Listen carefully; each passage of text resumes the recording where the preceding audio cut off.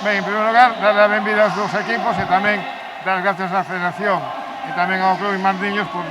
ser quen de traer este evento para Ferrol, que é unha cidade moi ligada ao baloncesto e, por suposto, é un honor para nos recibir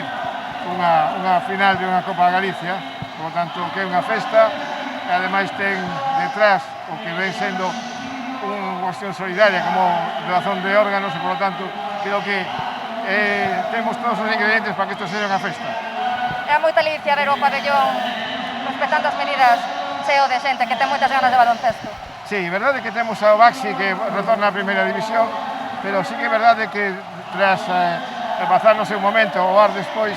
o baloncesto masculino pois está moi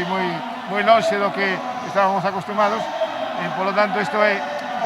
tamén un impulso novo para que o baloncesto pois pegue un impulso máis, a pesar do Baxi que fai un gran traballo, creo que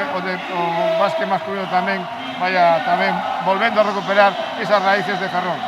Gracias. Nada, a vosotros.